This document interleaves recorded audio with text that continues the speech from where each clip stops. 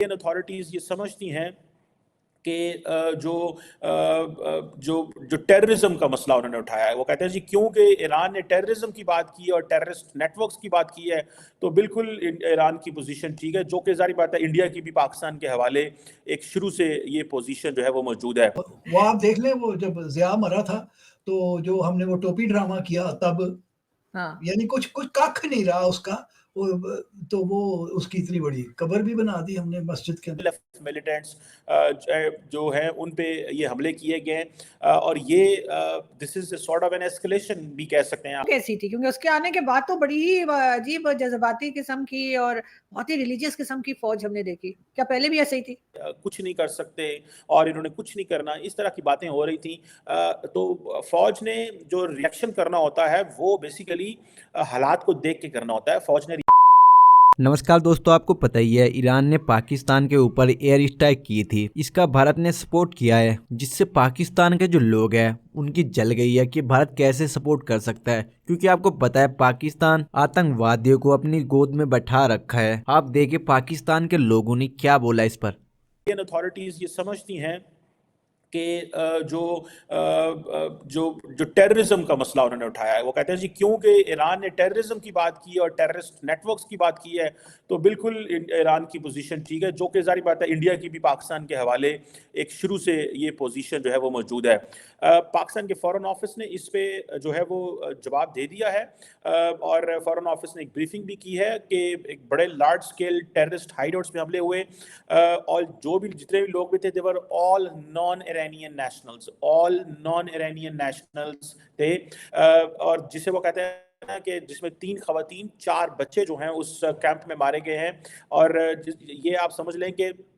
पाकिस्तान ने कल ईरानी सफीर को तो मुल्क बदर कर दिया था, निकाल दिया था, लेकिन आज ये हमला करके पाकिस्तान ने ज़ाहिर बात है इसको जैसे वो कहते हैं ना डिटरेंस को मेंटेन किया है। पाकिस्तान का जो फॉरेन ऑफिस है और पाकिस्तान की जो अथॉरिटीज़ हैं वो बार बार एक ही चीज़ कह रही थी कि राइट टू जो रिस्पॉन्स है वो पाकिस्तान के पास मौजूद है। पाकिस्तान ये नहीं अलाउ कर सकता कि ये राइट टू रिस्पॉन्स ना रखता हो। पाकिस्तान बिल्कुल राइट टू रिस्पॉन्स रखता है और उसी का पाकिस्तान ने जिसे कहते हैं ना कि वो किया है। पाकिस्तान की जो एयरफोर्स है उसने ये मिसाइल 7 मिसाइल लॉन्च किए ईरानियन टेरिटरी में। 40 किलोमीटर कहा जा रहा है ये बॉर्डर के अंदर पाकिस्तान ने मारा और पाकिस्तान की एयर स्पेस से को लॉन्च किया गया है और BLF मिलिटेंट्स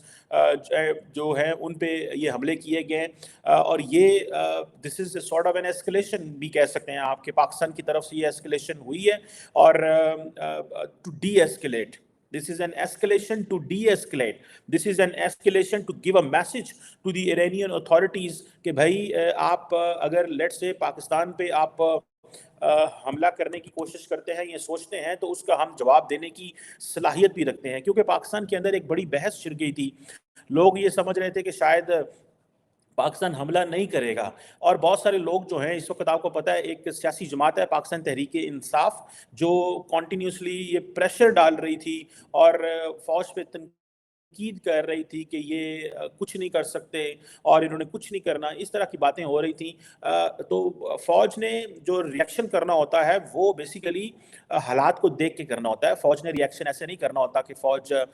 करे। अब हुआ यूं कि जो ईरानियन अथॉरिटीज हैं, कल ईरान के फॉरेन मिनिस्टर ने कहा है जी कि हमने टेररिस्ट पे हमला किया। ठीक है जी, पाकिस्तान के इस छोटे से विलेज में बलूचिस्तान में हमने उस टेररिस्ट ग्रुप पे हमला किया। सो इसका मतलब ये था, वो कह रहे थे कि भाई हाँ जी हमने हमला किया, जो करना है आप कर लो। This was Pakistan basically simple एक उनकी थी कि हमने हाँ किया है, जो तुमने करना है कर लो। मैं जाती तौर पे समझता हूँ जब पाकिस्तान ने ये ईरानियन फॉरेन मिनिस्टर का बयान देखा तो उसके बाद पाकिस्तान के पास कोई ऑप्शन नहीं था बट टू रिस्पॉन्ड और उसके लिए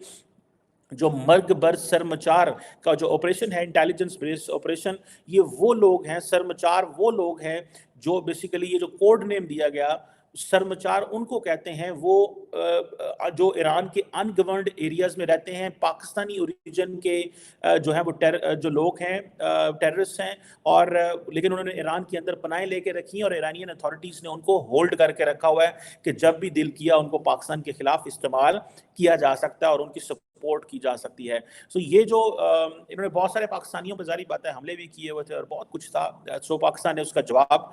है ईरानियंस को दे दिया है इस खबर में। सो इसको एक तो इस एंगल से देखें دوسرا جو کل میں نے آپ کو بتایا کہ ایرانی فارن آفس کا جو سٹیٹمنٹ تھا اس نے ظاہری بات ہے پاکستان کو بڑا انڈین فارن آفس کا سٹیٹمنٹ جو تھا اس نے ظاہری بات ہے پاکستان کو بڑا پریشان کیا کہ انڈیا جو ہے اس کو نارملی ان چیزوں میں نہیں آنا چاہیے تھا, یہ ایک بائیلیٹرل مسئلہ ہے. وہ آپ دیکھ لیں وہ جب ضیاء مرا تھا تو جو ہم نے وہ ٹوپی ڈرامہ کیا تب یعنی کچھ کھ نہیں رہا اس کا, تو وہ اس کی اتنی بڑی قبر بھی بنا دی ہم نے مسجد کے اندر. سر لیکن بات بھی آج میں آپ سے جا کے ہی کرنا چاہوں گی کہ آپ کے خیال سے جو وہ ہے ضیاء الحق کا جو زمانہ ہے, ضیاء الحق کی جو ملٹری کا جو زمانہ رہا, اس کے آنے سے پہلے کی جو فوج تھی